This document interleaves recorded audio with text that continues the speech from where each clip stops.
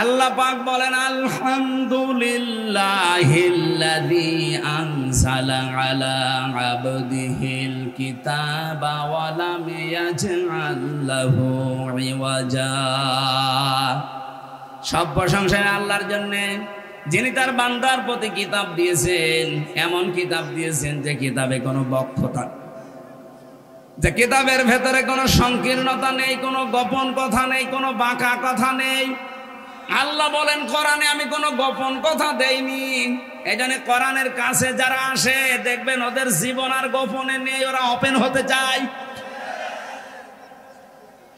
অথচ এই কোরআন পড়ার পরও এই 15.5 বছরে আমরা দেখেছি অনেক মানুষ বলেছে হুজুর আমরা গোপনে আছি, এ জেলায় নেই, তারাও এখন ওপেন হতে চাচ্ছে। অথচ এই যে মানুষটা বসে আছে এই 15.5 বছরে তার জীবনের দিকে তাকান। এই মানুষগুলো যেহেতু কোরআন তাদের কাছে স্পষ্ট, শপথ নেওয়ার আগে আমি দেখেছি পড়া কোরআনে কারিমের অধিকাংশ আয়াতগুলো অর্থ সহকারে তার জানা থাকা লাগে। আপনি যদি 6666টি আয়াতের ভেতরে মাত্র 1000 খানিক আয়াত আয়ত্ত করতে পারেন, বাকি না জানা জ্ঞান আল্লাহ দয়া করে আপনাকে দিয়ে দেবে। এই জন্য যে মানুষগুলো একামতে দিনের কর্মী, একামতে দিনের সদস্য, একামতে দিনের অ্যাক্টিভ ভাবে যারা কাজ করেছে ওদেরকে জেল, জরিমানা, গুম, খুন এত অত্যাচার করেও গোপনে রাখা যায়নি। তারা বলেছে আমরা ওপেন। এটা তারা হযরত ওমরের কাছ থেকে নিয়েছিলেন। তিনি যখন মুসলমান হলেন ডাক দিয়ে বললেন হে নবী, এ কোরআন সত্য না মিথ্যা? বিশ্ব নবী বলেন এটা সত্যবাণী। তিনি সঙ্গে সঙ্গে বলেছিলেন সত্য কথা গোপনে থাকবে কেন?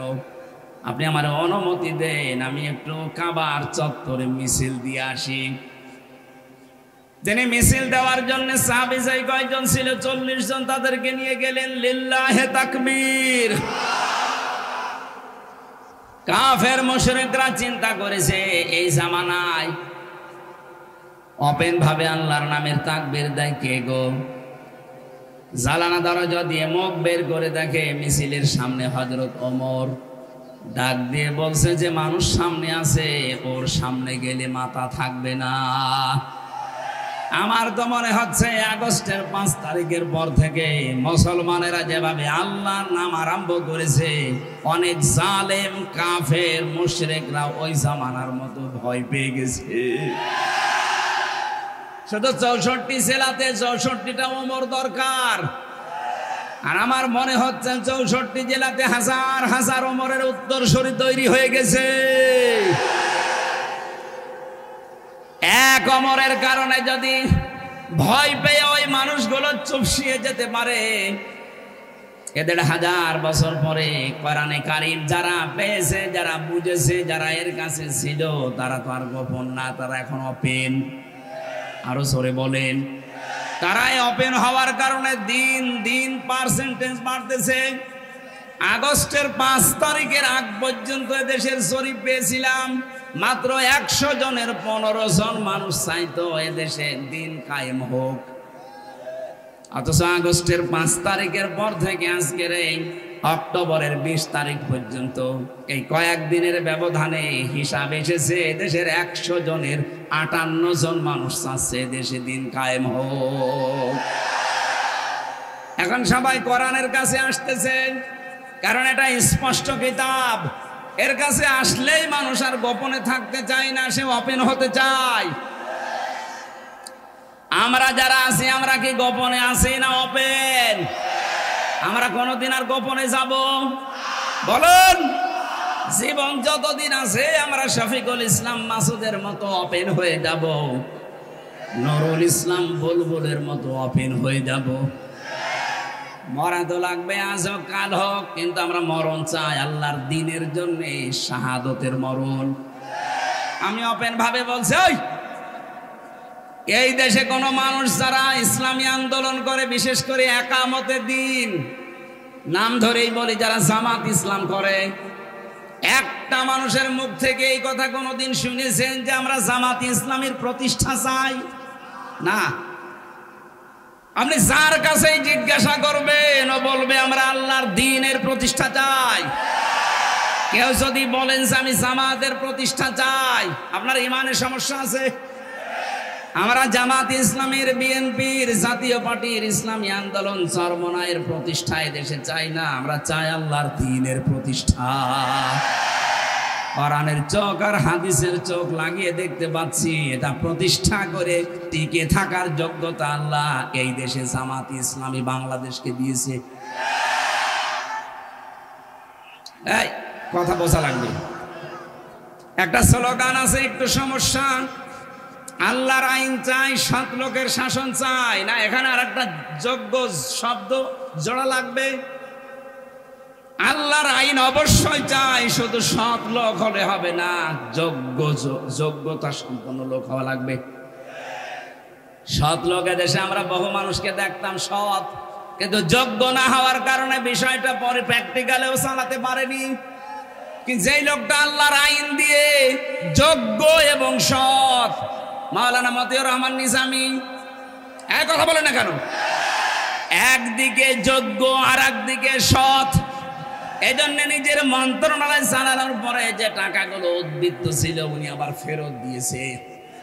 বাংলাদেশের ইতিহাসে এটা আমি কোনোদিন পড়িও নি, শুনিও নি। আপনি এর চাইতে আর বড় প্রমাণ কি চান? যে নিজের দায়িত্ব পালন করার পরে উদ্বৃত্ত টাকা মন্ত্রণালয়ে ফেরত দেয়। আপনি একটা দেখান তো এই 15.5 বছরে। আর 14 বার বাজেট করে মেলে না, আবার চাই, আবার চাই, আবার চাই। কথা বলে না কেন? এদের ভেতরে সৎ মানুষ ছিল কিন্তু যোগ্য মানুষ ছিল না। এজন্য সালেহ এই শব্দটা কোরআনে যেখানে আল্লাহ দিয়েছেন, সালেহ মানে শুধু নেক না, সৎ না, সালেহ মানে যোগ্য। আর আমি বাস্তবে এই চোখ দিয়ে দেখতে পাচ্ছি এই দেশে জামাত ইসলামী বাংলাদেশ, ইসলামী ছাত্র শিবির, ইসলামী ছাত্রী সংস্থায় যারা আছে এরা একদিকে সৎ আর একদিকে যোগ্য। এটা যদি মিথ্যা প্রমাণ করতে পারেন আমি কথা বলবো না। আপনি তাকান কোন জায়গায় তাকে লাগাবেন। যে যেই জায়গায় আছে ওই জায়গার জন্য সে একদিকে সৎ আর একদিকে যোগ্য।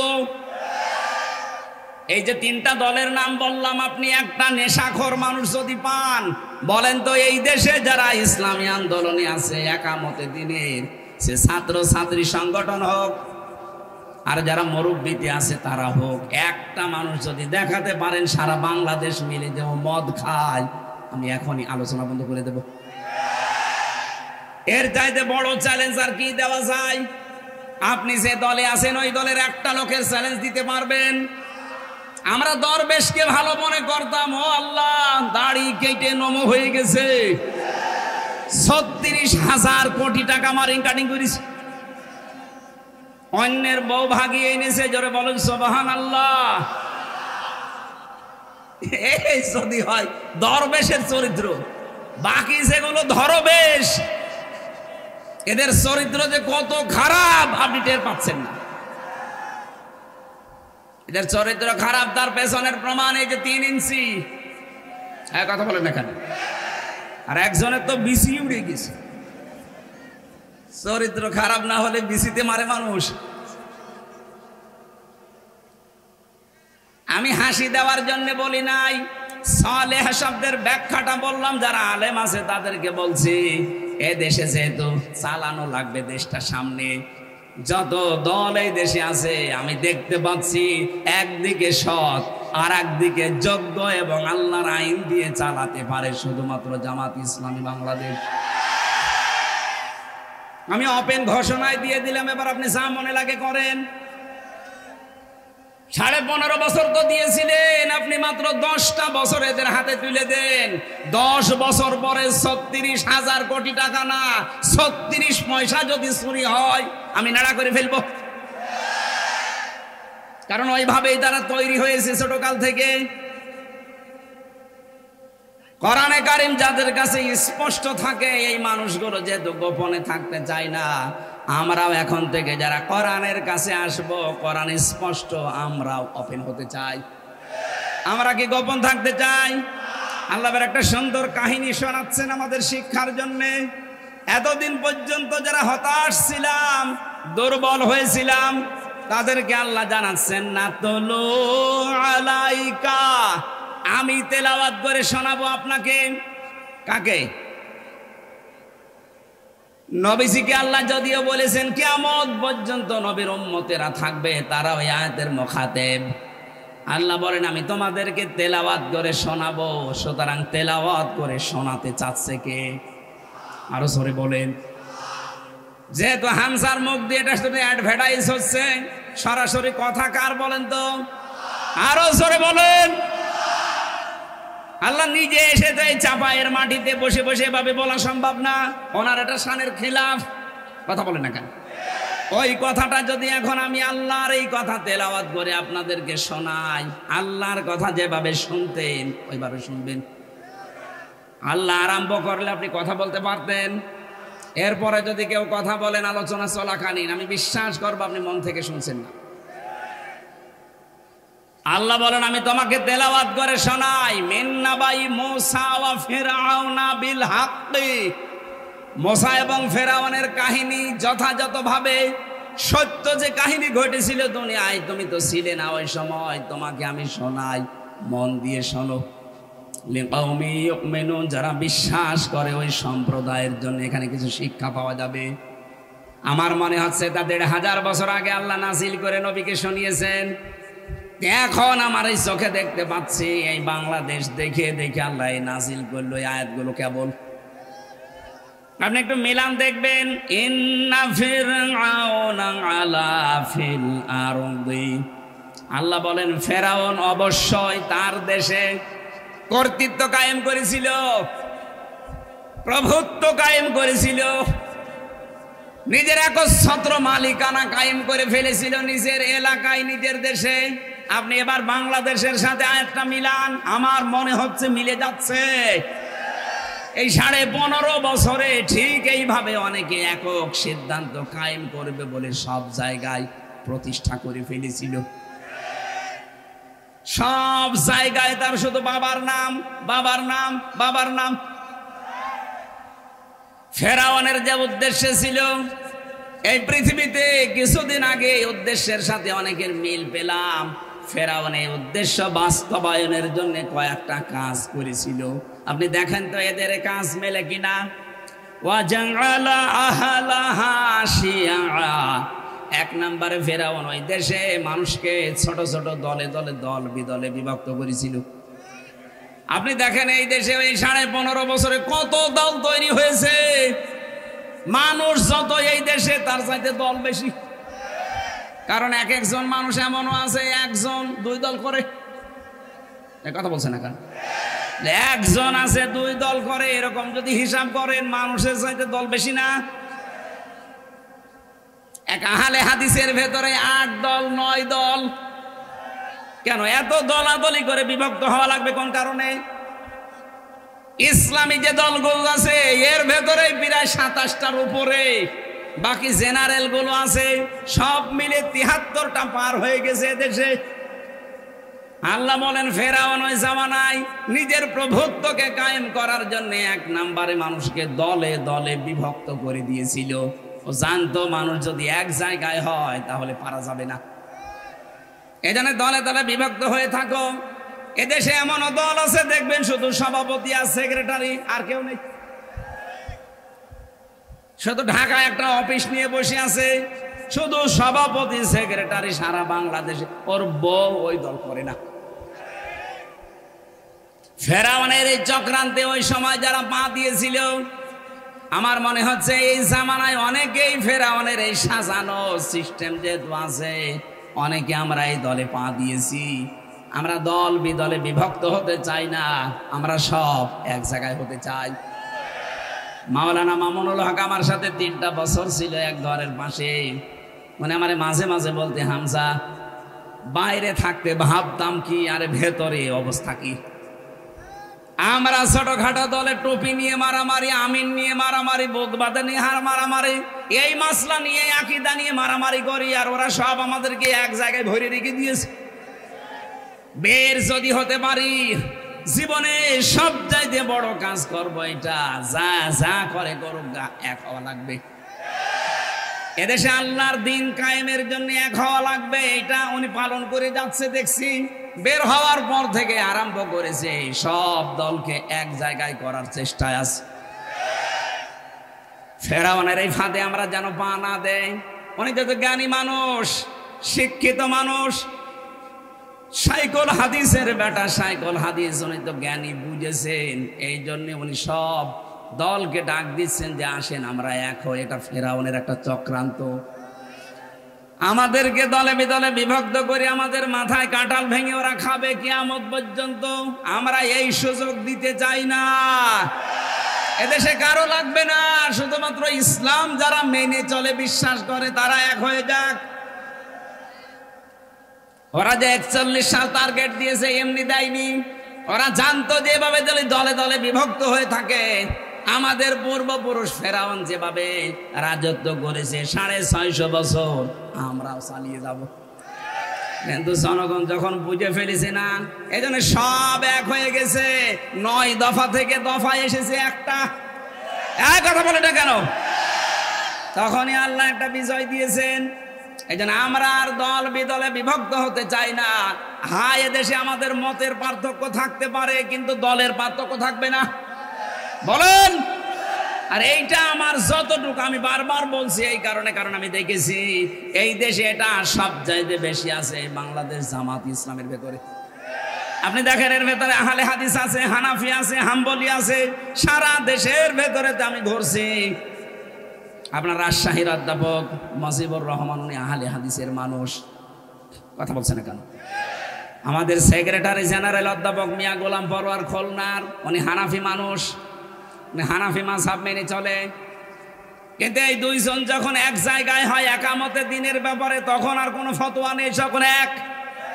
আমরাও তো এটাই চাই। আপনার মত পার্থক্য ছোটখাটো বিষয়ে থাকবে, থাক, ওটা আপনার জায়গায় রাখেন। আপনি হাত বুকে বাঁধবেন না, নাভিতে বাঁধবেন না, ছেড়ে দেবেন না, কপালে বাঁধবেন, ওটা বাঁধেন। কথা বলছেন না কেন? কিন্তু এক জায়গায় হওয়া লাগবে না আকিমুদ্দিন, এটার ব্যাপারে। এখানে কোন রকমের ফতোয়াবাজি আর চলবে না। বলেন। এটা আমরা সামনে দেখতে চাই খুব তাড়াতাড়ি। এক লোক নামাজ আদায় করছিল মাগরিবের, আল্লাহু আকবার বলে হাত বেঁধেছে উনি বুকের উপরে। পেছনে ছিল হানাফি মাযহাবের একটা লোক। বলছে, হুজুর আপনার নামাজ হচ্ছে না কেন? আপনি কোথায় হাত বেঁধেছেন? পেছনে আসেন। ওরে পেছনে দেওয়ার পর সামনে গিয়ে আল্লাহু আকবার বলে নাবিতে। পেছনে আর একজন ছিল ইমাম মালিকের অনুসারী। বলছে, হুজুর আপনার নামাজ হচ্ছে না কেন? আমারে দেন। ও আল্লাহু আকবার বলে হাত ছেড়ে দিয়েছে। একটা লোক রাস্তা দিয়ে যাচ্ছিল, চিন্তা করছে এরা তো মারামারি করে মাগরিবের সময়টাই হারাবে। ওরা বলছে, ভাই আমি নিরপেক্ষ কোনো দলে নেই, আপনি আমারে দিন নামাজ পড়াতে। ও আল্লাহু আকবার বলে হাত বেঁধেছে কপালে। 3 জন মুসল্লি বলছে, এতক্ষণ তো আমরা বুকে ছিলাম, নাভিতে ছিলাম, পেটে ছিলাম, আপনি যে একেবারে কপালে। লোকটা আফসোস করে বলে, ভাইরা আমার, চিন্তা করে দেখলাম আমাদের বুকে কোনো দোষ নেই, আমাদের পেটে কোনো দোষ নেই, নাভিতে কোনো দোষ নেই, যত দোষ আমাদের কপালের। কথা বলে না কেন? আমরা এই কপালের পরিবর্তন চাই। আমির জামাত ডাক্তার শফিকুর রহমান যেভাবে দৌড়াচ্ছে, যেভাবে এখলাস নিয়ে উনি কাজ করছে, আল্লাহর উপরে তাওয়াক্কুল করে, ওনার প্রতিটি কথার প্রথমেই দেখবেন সব ক্রেডিট আল্লাহর। এ কথা বলে না? সব ক্রেডিট প্রথমেই বলে আল্লাহর। কিন্তু আল্লাহর উপরে এত তাওয়াক্কুল না থাকলে কথা মুখ দিয়ে আসে না। অনেকে তো আল্লাহর উপরে তাওয়াক্কুল ভরসা ঈমান ছিল, কিন্তু ফসলে বরকত হলে বলতো মা দুর্গা গজে ছড়িয়ে এসেছে। এই একটা তাওয়াক্কুল হইল। আর ওনার তাওয়াক্কুল দেখেছেন জেলখানায় যে আমি প্রথমে ওনার সাথে ছিলাম 4 দিন এক রুমে, ওখানে চুরি করে মোবাইলে ছোট মোবাইল নিয়ে আসা যায় কারারক্ষে। এটা আবার বলে ফেললাম, থক্কু ওই আছে কিছু লোকজন টাকা পয়সা দিয়ে এইগুলো করায়।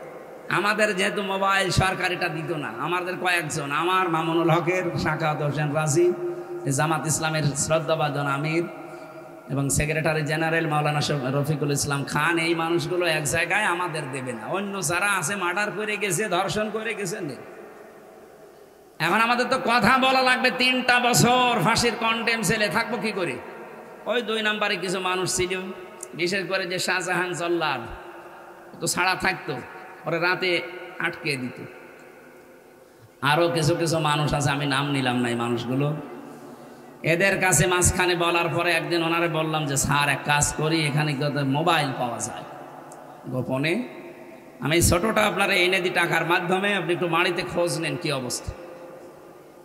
আমার বলছে হামজা বাড়িতে কার কাছে খোঁজ নেব? বললাম কেন, আপনার ছেলে তো জেলে আছে, আপনার ম্যাডাম তো হাসপাতালে ভর্তি আছে, একটু খোঁজ নেবেন না?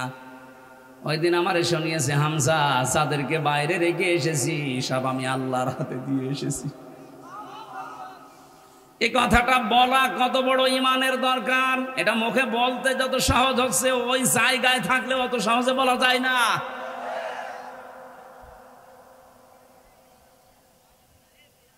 এই জন্য উনি যে তাওয়াক্কুল নিয়ে, ইখলাস নিয়ে দৌড়াচ্ছে সারা দেশে, আমার তো মনে হচ্ছে সারা দেশ থেকে মানুষের সাপোর্ট যেভাবে আসতেছে, কিছুদিনের ভেতরে দেখবেন ইসলামিক বিপ্লব কায়েম হয়ে যাবে।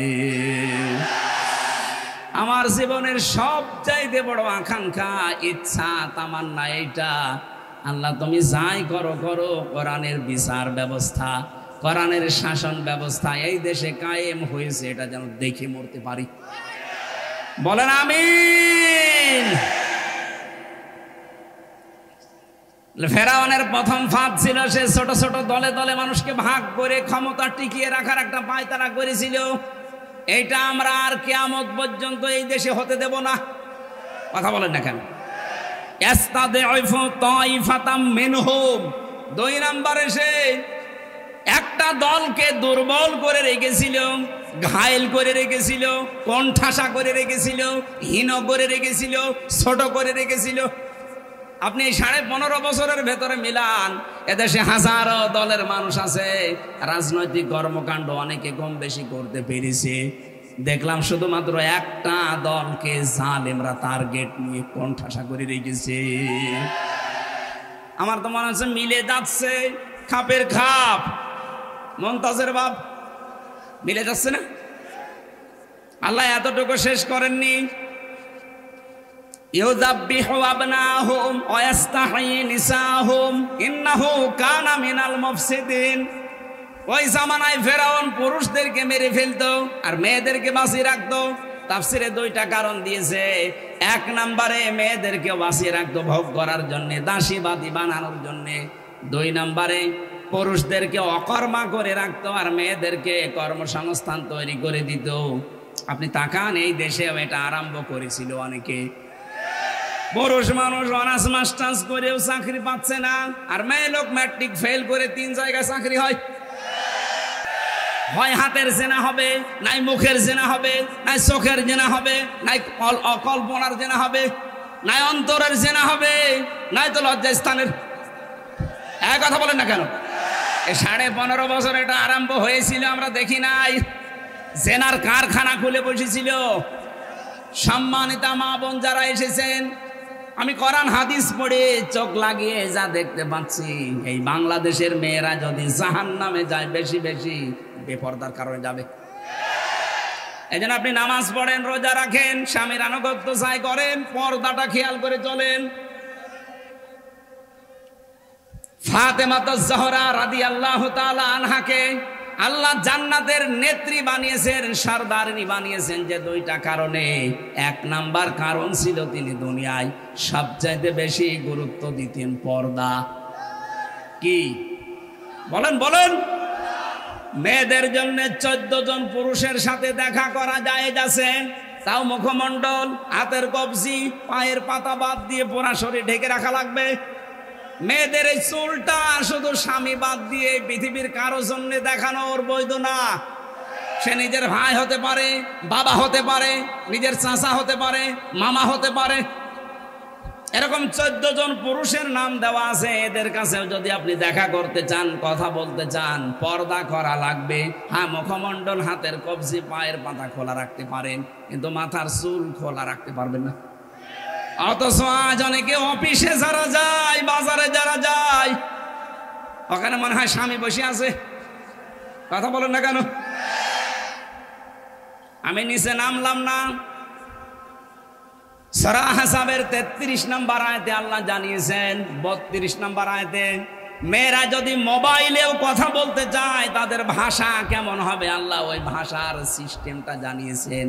ইয়া নিসান নাবিয়্যি লাস্তুন্না কাআহাদিম মিনান নিসাই ইন তাকাইতুন্না ফালা তাখদা'না বিল কওলি ফায়াতমা'আল্লাযী ফী কলবিহি মারাদু ওয়া কুলনা কাওলাম মা'রুফা।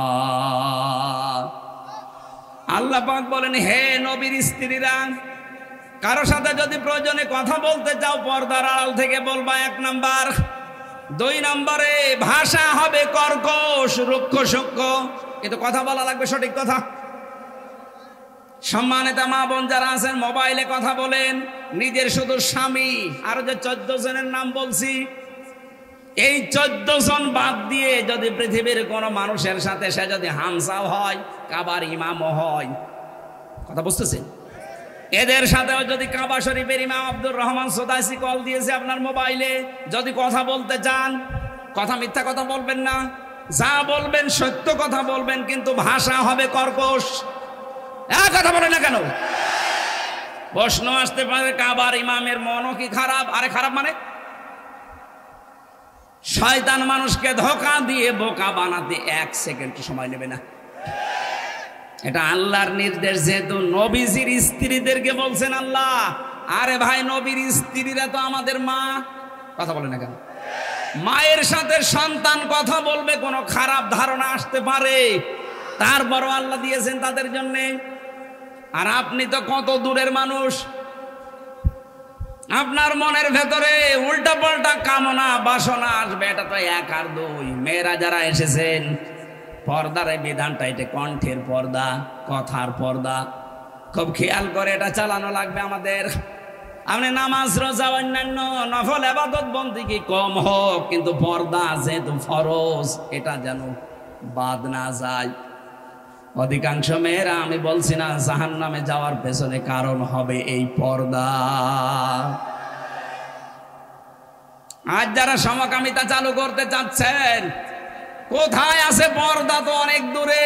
সমকামিতা যেটা প্রকাশ্য হারাম, লূত নবীর স্ত্রীকে আল্লাহ জাহান্নামে দিয়েছে সমকামিতাকে সাপোর্ট করার কারণে। আরে যে বাংলাদেশে অনেকে এখন রাষ্ট্রীয়ভাবে এটা সাপোর্ট করার চেষ্টায় আছে। এদেশে স্বাধীন করা হয়েছে ছাত্র আন্দোলনের মাধ্যমে, সমকামিতা প্রমোট করার জন্য না। যদি কেউ জেনে হোক, বুঝে হোক, না বুঝে হোক, এই হারাম কাজে দেশে চালু করতে চান, দাঁত ভাঙা জবাব দেওয়া হবে। আমরা যেভাবে স্বাধীন করে আপনাদেরকে বসিয়েছি, ওইভাবে আবার নামাতেও পারবো। সুতরাং যারা বসে আছেন, আল্লাহ বিরোধী, রাসূল বিরোধী, মানবতা বিরোধী কোনো কাজ দেশে আমরা আর হতে দেব না। যারা মানবতা বিরোধী কাজ করেছিলেন, ভুয়া একটা বিষয় তুলে হাজার হাজার মানুষকে বিচারিক কিলিং এর মাধ্যমে দেশ থেকে বিদায় করেছেন, তাদের বিচার এখন খুব তাড়াতাড়ি আমরা করতে চাই। ডাক্তার আব্দুল্লাহ মোহাম্মদ তাহের, জামাতের নায়েবে আমির, উনি ঘোষণা দিয়েছে কয়েকদিন আগে, বিচার ব্যবস্থার নাম নিয়ে যারা এই ভুয়া আন্দোলন তুলে হাজারো মানুষকে যারা ফাঁসি দিয়ে বিদায় করলেন, এদের রক্তের দাম এখন আমরা নিতে চাই। কথা বলেন না কেন? এই জন্য এই রক্তচোষা মানুষ সহ অনেকের নামে আন্তর্জাতিক অপরাধ ট্রাইব্যুনালে অন্তত মামলা হয়ে গেছে, তাদের গ্রেপ্তারি পরোয়ানা জারি হয়েছে। আপনারা যদি ভুয়া জিনিস তুলে বিদায় করতে পারেন, আমরা তো সত্য জিনিস, গণহত্যার সাথে আপনি জড়িত। কথা বলেন না কেন? মানে যে গণহত্যার সাথে জড়িত, এর প্রমাণ হচ্ছে এখনো পর্যন্ত হাসপাতালে 2780 জন কাতরাচ্ছে। 1734 জন মানুষ বিদায় নিয়েছে এই জুলাই এবং আগস্টের এই আন্দোলনে। এদেরকে তো আর ফেরেশতারা মারে নাই, হয় আপনি মেরেছেন, আপনার হুকুমে মারা হয়েছে।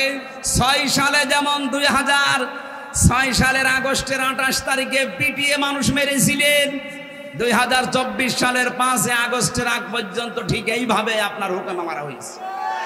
সুতরাং হুকুম দাতা হিসাবে আপনি জড়িত, এই হিসাবে বিচার আরম্ভ হচ্ছে। সামনে কি হয় আমরা দেখতে চাই। আমরা চাই বিচার যেন স্বচ্ছ হয়, ভুল ভাল বিচার করার দরকার নেই। যদি সঠিক বিচারও করা যায়, এ জালেমকে 100 বার ফাঁসি দেওয়া যাবে। আল্লাহ বলেন ওর কাজই ছিল এইটা, ফেরাউনের পুরুষ মানুষ বাঁচিয়ে মারি ফেলতো আর মহিলাদেরকেও বাঁচিয়ে রাখ। এটা কর্মজীবনের মাধ্যমে হোক আর অন্য কোনো কারণে হোক। আমরাও দেখলাম ফেরাউনের নীতি অবলম্বন করে অনেকে আমাদের পুরুষ মানুষ কত চাকরির জন্য হাহাকার করে নেই, আর মেয়েদের ম্যাট্রিক ফেল করে বসে আছে, 3টা চাকরি হয়ে যাচ্ছে। ইন্নাহু কানা মিনাল মুফসিদিন। ফেরাউন ছিল ফ্যাসাদ সৃষ্টিকারী, ও ছিল জালেম, ও ছিল স্বৈরাচারী, ও ছিল সন্ত্রাসী। এ ভাষা কার? এই ভাষাটা যে 1500 বছর পরে এখন অনেকে অনেকের নামে বলছে যে উনি স্বৈরাচারী, উনি সন্ত্রাসী, এটা নতুন করে বলা লাগছে? এটা 15.5 বছরে মানুষ বলতেছে। এবার আল্লাহ কি করলেন? আল্লাহ রাব্বুল আলামিন বলেন নুরিদু আন্নামুন্না আলাল্লাযীনা ইসতুদঈফু ফিল আরদি। এই একটু খেয়াল করুন, ওই দেশে মানে ফেরাউনের দেশে ও সেই দলকে দুর্বল করে রাখার চেষ্টা করেছিল। আমি আল্লাহ চাইলাম ওই দলের উপরে অনুগ্রহ করি। চাচ্ছে কে? আরো জোরে বলেন, বলেন আরো জোরে। অনুরিদু, আমি আল্লাহ চাই, আন্না মুন্না, তাদের উপরে অনুগ্রহ করতে। কাদের? আলাল্লাযীনা ইসতুদঈফু ফিল আরদি, ওই জমিনে ফেরাউন যাদেরকে দুর্বল করে, হীন করে, ছোট করে, কোণঠাসা করে এভাবে যাদেরকে রেখেছিল, ওই দলের উপরে আমি চাইলাম একটু অনুগ্রহ করি। এরপরে আমি তাদেরকে কি চেয়েছি জানো? ওয়ানাজআলাহুম আইম্মাতান, আমি জাতির নেতা তাদেরকে বানিয়ে দিয়েছি। এটা বানিয়েছে কে? ওয়ানাজআলাহুমুল ওয়ারিসিন, এবং ওই দেশের ওয়ারিস আমি আল্লাহ তাদেরকে বানিয়ে দিয়েছি। আমার তো মনে হচ্ছে এই 1500 বছর পর এই দেশে যারা একামতে দিনের দায়িত্ব পালন করতে গিয়ে কোণঠাসা হয়েছিল, আল্লাহ তাদেরকে ধরে ধরে এনে এ দেশের জমিনের উত্তরাধিকারী বানিয়ে দিতে চাচ্ছেন। অনুমাক্কিনা লাহুম ফিল আরদ, আমি জমিনে তাদেরকে প্রতিষ্ঠা দান করলাম, ক্ষমতা দিয়ে দিলাম। আল্লাহর আয়াত মিথ্যা না সত্য? হাজার হাজার বছর আগের এই কাহিনী আল্লাহ আমাদেরকে খেলা করার জন্য শোনাচ্ছেন না, শোনাচ্ছেন যে এরকম কিছু আমার আল্লাহ সামনে করবেন। যেহেতু ওই জামানায় মুসা নবীর দলকে তিনি প্রতিষ্ঠা দিয়েছিলেন জমিনে, এই জামানায় যারা আল্লাহর দ্বীনের জন্য মুসা নবীর মতো কষ্ট স্বীকার করছে, তাদেরকেও জামানার জন্য আল্লাহ নেতা বানিয়ে শাসন ক্ষমতা দিয়ে দেবেন। আর দেবেন কেন? দেবেন এই জন্যে অনুরিয়া ফিরাউনা ওয়া হামানা ওয়া জুনুদাহুমা মিনহুম মা কানু ইয়াহযারুন। ওই জামানায় আল্লাহ দেখাতে চেয়েছিলেন ফেরাউনকে, হামানকে, আর ওই দেশে যারা দায়িত্বে ছিল হামানের, ফেরাউনের, ওদের এই সৈন্যবাহিনীকে আল্লাহ দেখাতে চেয়েছিলেন। তারা যা আশঙ্কা করত, ভয় পেত যে না জানি মুসা নবীর দল যদি ক্ষমতায় আসে তাহলে আল্লাহর আইন প্রতিষ্ঠা করে ফেলবে। আমার মনে হয় এই জামানায় আল্লাহ নব্য ফেরাউন, হামান এবং তাদের সৈন্যবাহিনীকে আল্লাহ দেখাতে চাচ্ছেন, দেখ যাদেরকে ভয় পেতে আমি তাদেরকে জামানার জন্য ইমাম বানিয়ে দিয়েছি, তাদেরকে জমিনের উত্তরাধিকারী বানাবো। এই চ্যালেঞ্জ কার? আল্লাহ যেন এই চ্যালেঞ্জটা আমাদের এখন দেখান। ইন্নাল্লাহা লা ইখলিফুল মিয়াদ, আল্লাহ ওয়াদা ভঙ্গ করেন? বলেন। আমি চর্মচোখে সত্যিই দেখতে পাচ্ছি আল্লাহ এই আয়াতগুলো সামনে দেখাবে। কারণ আল্লাহর আলেম যারা এই জামানায় ছিল, কোরআনের পাখি উনি স্বপ্ন দেখেছিলেন, যতগুলো স্বপ্ন দেখেছেন সবই আল্লাহ দেখিয়েছে। উনি স্বপ্ন দেখেছিলেন এই দেশে জালেম যারা আছে এরা ইঁদুরের গর্ত পাবে না, ঠিক পাচ্ছে না। উনি স্বপ্ন দেখেছিলেন এই দেশে শুধু একটু ঝাঁকা দেওয়া হবে, দিল্লি গিয়ে পড়বে, ঠিক তাই পড়েছি। উনি স্বপ্ন দেখেছিলেন জালেমদের নাকের ডগার উপরে পথ পথ করে কালেমার পতাকা উড়বে, এটা বাকি আছে। এটা সূরা কসসের এই 6 নম্বর আয়াত অনুযায়ী আমি বিশ্বাস করি আল্লাহ এটা দেখাবে। এক কথা বলে না কেন? এটা আল্লাহ দেখা, কারা চান দেখি? লিল্লাহি তাকবীর। এই দেখেন তো হাত তোলেনি কে?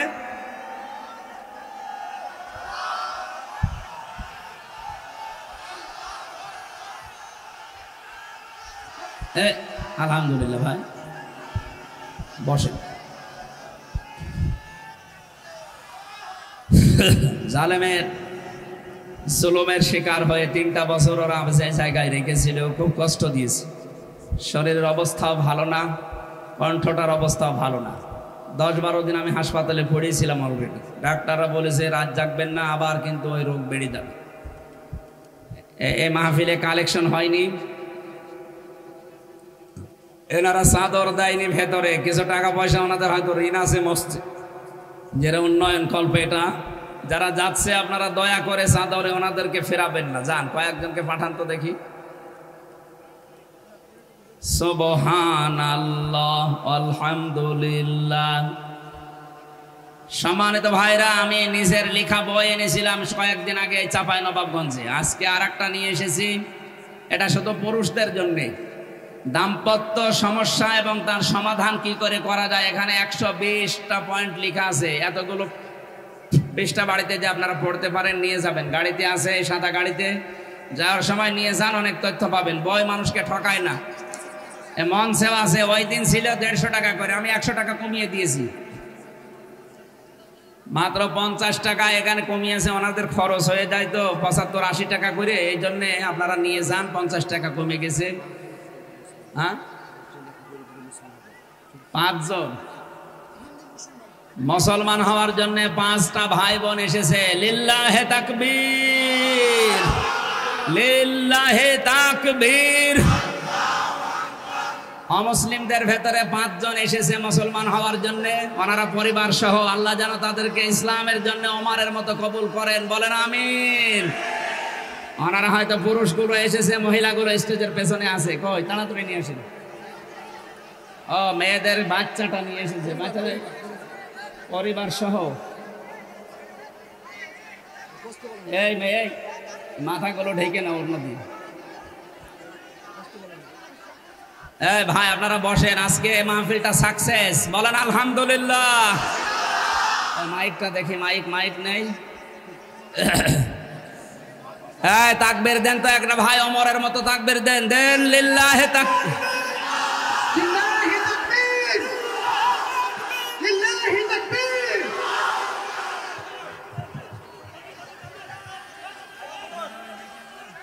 সম্মানিত চাঁপাইনবাবগঞ্জবাসী, আমাদের জন্য সুখবর। দিন দিন সেদিন দিনাজপুরে 12 জন মানুষ মুসলমান হয়েছে। এর আগে চুয়াডাঙ্গায় পরিবার সহ 2 জন, এর আগে গাইবান্ধাতে 1 জন। আজকে এনারা 5 জন এসেছে, পরিবারের 4 জন পরিবার সহ এরা চলে এসেছে আল্লাহর দ্বীনের ভেতরে প্রবেশ করার জন্য। আমরা তাদেরকে শান্তির ধর্ম ইসলামে ওয়েলকাম জানাচ্ছি। প্রবেশ করার পরে ওনারা সবগুলো নিষ্পাপ। আল্লাহ রাব্বুল আলামিন ওনাদের ওসিলায় আমাদেরকে আজকের ময়দানে মাফ করে দেন। আমি যা বলছি আপনারা একটু তাড়াতাড়ি বলবেন। বিসমিল্লাহির রহমানির রহিম।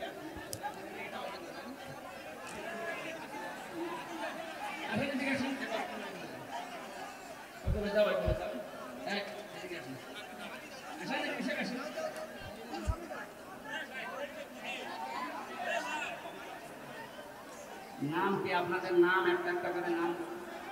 আমার নাম অসিত জয়। আপনারা নাম শুনলে ওনারা মনে হয় হিন্দু ধর্মের মানুষ। হ্যাঁ, আমরা ওনাদেরকে ইসলামে দীক্ষিত করছি কালেমার মাধ্যমে। বিসমিল্লাহির রহমানির রহিম। সবাই বলবেন আমার সাথে, আপনারা বলেন লা ইলাহা ইল্লাল্লাহু মুহাম্মাদুর রাসূলুল্লাহ। আল্লাহ ছাড়া কোনো ইলাহ নেই, মাহবুদ নেই, ইবাদত পাওয়ার যোগ্য কেউ নেই। মুহাম্মদ সাল্লাল্লাহু আলাইহি ওয়াসাল্লাম আল্লাহর নবী এবং প্রেরিত পুরুষ। আশহাদু আল্লাহ ইলাহা ইল্লাল্লাহু ওয়াহদাহু লা শারীকা লাহু ওয়া আশহাদু আন্না মুহাম্মাদান আবদুহু ওয়া রাসূলুহু। আলহামদুলিল্লাহ, এরা চারজন এখন নিষ্পাপ, এদের আর কোনো অপরাধ গোনা যা ছিল আল্লাহ সবাই মুহূর্তে মাফ করে দিন আলহামদুলিল্লাহ। এই নিষ্পাপ মানুষগুলোর জন্য সাথে নিয়ে মোনাজাত কর। মোনাজাতের নাম কি সিলেক্ট করেছে? জি না, আপনি সিলেক্ট করে দেন, আপনি সিলেক্ট করে দেন। আমরা আল্লাহর নামের সাথে মিল রেখে, রাসূলুল্লাহর নামের সাথে মিল রেখে, সাহাবীদের নামের সাথে মিল রেখে ওনাদের নাম আমরা দিয়ে দিচ্ছি। এই কথা বলেন কেন? কি আশ্চর্য! আমরা এই যে ওয়াসিদ এই ভাইয়ের নাম আমরা আল্লাহর পছন্দনীয় নাম আব্দুর রহমান দিয়ে দিলাম আলহামদুলিল্লাহ। এনার ছোট আরেকটা আছে, যেটা এনার নাম কি বললো? হ্যাঁ, জয়। এটা আবার আর এক ঝামেলা। ঠিক আছে, জয় সাহেবের নাম আমরা পরিবর্তন করে দিলাম, আজকে থেকে হোসাইফা সাহাবীর নাম। আরেকজন আছে, ওনার ছেলে নাকি, ওনার নাম কি? বিজয়। জয় আর বিজয়। জয়ের নাম শুনে কে যেন বলেছিল না, ওর এক নমরুদ পয়দা হওয়া। যাই হোক, বিজয় এসেছে, ওনার নামটা পাল্টিয়ে দিচ্ছি আমরা। সাহাবীদের ভেতরে সবচাইতে বড় যোদ্ধা খালিদ, মেয়েটার নাম বৃষ্টি। বৃষ্টি না, আমরা পরিবর্তন করে দিলাম নবীজির স্ত্রীর নাম আয়েশা। আমরা চারজনকে যেন তাদের মতো বানিয়ে দেন। বসেন, আমরা বসেন, আমরা মোনাজাত করব।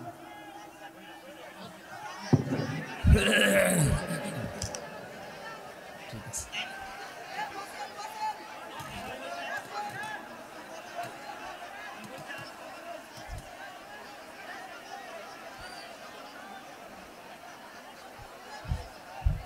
আল্লাহুম্মা সাল্লি আলা মুহাম্মাদ। আল্লাহুম্মা আমিন। লা ইলাহা ইল্লা আনতা সুবহানাকা ইন্নী কুনতু মিনাজ জালিমিন। রব্বুল আলামিন, চাঁপাইনবাবগঞ্জ জেলার শিবগঞ্জ থানার কানসাট এলাকায় 3 দিন ব্যাপী তাফসীরুল কোরআন মাহফিলের সমাপনী রজনীতে তোমার চারজন বান্দা বান্দি ইসলামে দীক্ষিত হয়েছে। আজকে এই নিষ্পাপ মানুষগুলোকে নিয়ে হাত তুলেছি, আমাদের কারো হাত তুমি ফেরত দিও না আল্লাহ। এ মাহফিলের 3 দিনে যদি সওয়াব দিয়ে থাকো, কোটি কোটি করে বাড়িয়ে দাও। কিয়ামতে যিনি সুপারিশ করবে আমাদের জন্য নবীর রওজায় পৌঁছিয়ে দাও। নিজেদের বাবা মার ধর্ম ত্যাগ করে নতুন একটা ধর্মে আসা কত বড় কঠিন কাজ, এটা আমরা তো জানি। আল্লাহ তাআলা সব কিছু ছেড়ে দিয়ে যারা তোমার শান্তির ধর্ম ইসলামে দীক্ষিত হয়েছে, এদের চেয়ে যে নাম দিয়েছি এই নামের কাম করার তৌফিক দাও। কাউকে তুমি আব্দুর রহমান ইবনে আউফের মতো বানাও, কাউকে হোসাইফার মতো বানিয়ে দাও, কাউকে খালিদের মতো বানিয়ে দাও। তুমি নবীর স্ত্রী হযরত আয়েশার মতো তাকে বানিয়ে দাও। সম্মানিতা মা বোনেরা এসেছে, এদেরকে তুমি খাদিজার মতো আয়েশার মতো জীবন দাও। আমি সহ যারা অসুস্থ আছি আল্লাহ তুমি শেফায়ে কামেলা আজলা নসিব করে দাও। সারাটা জীবন অপরাধ করে জীবনটা নষ্ট করে ফেলেছি। আল্লাহ তাআলা আমাদের পেছনের দিকে তুমি তাকিও না, তোমার রহমতের দিকে তাকাও, জিন্দেগীর গুনাহগুলো মাফ করে দাও। 15.5 বছর একটা খাঁচার ভেতরে ছিল দেশটা। আমি নিজেও 3টা বছর জালেমের জিন্দানখানায় কাটিয়েছি। আমার মতো হাজার হাজার লক্ষ লক্ষ হামজা এই দেশে জালেমের জুলুমের শিকার। তুমি তো মাজলুমের দোয়া ফেরত দাও না বলেছ। আল্লাহ, মাজলুম হয় হাজারো বান্দা বান্দে নিয়ে দোয়া করছি, এই দেশটাই তোমার কালাম কায়েম করে দাও। এ মাহফিলের সাথে যারা জড়িত যত মানুষ এই মাহফিলের জন্য কাজ করেছে আল্লাহ এদেরকে তুমি ওসমানের মতো বানিয়ে দাও। এলাকায় মাটির নিচে যত মানুষ ঘুমিয়ে আছে সবাইকে ক্ষমা করে দাও। আল্লাহুম্মা রাব্বির হামহুমা কামা রাব্বায়ানি সাগীরা। রব্বুল আলামিন, যে বাড়িতে এসেছিলাম শফিকুল ইসলাম, তোমার এই বান্দা দোয়া চেয়েছে, মেহেরবানি করে তাকে কবুল করে নাও। যত স্বেচ্ছাসেবক কাজ করেছে আজকে এদেরকে যে মা পেটে নিয়েছে মায়ের পেট তুমি ধন্য করে দাও। আগামীতে এই অনুষ্ঠানটা কোরআনের প্রচারের জন্য আরো বিশাল আকারে কবুল করো আল্লাহ। আল্লাহুম্মা গফিরলি ওয়ারহামনি ওয়াহদিনি ওয়াফিনি ওয়ারযুকনি ইয়া রাব্বাল আলামিন। আল্লাহ তাআলা তুমি আমাকে তিনটা কন্যা সন্তান দিয়েছো, তাদেরকে তুমি ফাতেমার মতো, আয়েশার মতো, খাদিজাতুল কুবরার মতো বানিয়ে দাও। তোমার নবীর স্ত্রীর সাথে মিল রেখে আমি নাম রেখেছি আমার ছোট মেয়েটা হাফসা, আল্লাহ হাফসার মতো তাকে বানিয়ে দাও। মাওয়া জান্নাত, ফারিহা জান্নাত, আল্লাহ তুমি মেহেরবানি করে তাদের জীবনটা এই দিনের পথে মঞ্জুর করো। আমার স্ত্রী পড়ে আছে, লাইফ সাপোর্টে ছিল, তুমি ফিরিয়ে দিয়েছো আল্লাহ, তুমি তাকে শেফায়ে কামেলা জেলা দাও। আমার শরীরে মারাত্মক অসুস্থ শরীর নিয়ে এসেছি আল্লাহ, বড় আশা নিয়ে জোর করে হাসপাতাল থেকে চলে এসেছি কয়েকদিন। আমার শরীরকে তুমি আগের অবস্থায় ফিরিয়ে দাও। বারাকাল্লাহু লানা ওয়া লাকুম ফিল কোরআনিল আযীম। মরণ যখন আসবে যেন সবাই মিলে বলতে পারি লা ইলাহা ইল্লাল্লাহু মুহাম্মাদুর রাসূলুল্লাহ। বইটা লিখিত বই যেটা নিয়ে এসেছিলাম এই যে মঞ্চে আছে, মঞ্চ থেকে নিয়ে যান, বা ওই গাড়িতে আছে, গাড়ি থেকে নিয়ে যান, কাজে লাগবে। অনেক তথ্য দেওয়া আছে, বই মানুষকে ঠকায় না। যারা নিজেদের ধর্ম ত্যাগ করে আমাদের এই ধর্মে আসলেন, এখানে যারা ধনী মানুষ আছেন আপনারা একটু দেখা করবেন তাদের সাথে। অর্থনৈতিক কোনো সাপোর্ট যদি সুযোগ থাকে অবশ্যই আপনারা এনাদের কাছে হাত বাড়াবেন। আল্লাহ তাদেরকে মরণ পর্যন্ত দিনের উপরে টিকে থাকার তৌফিক দিন। আমি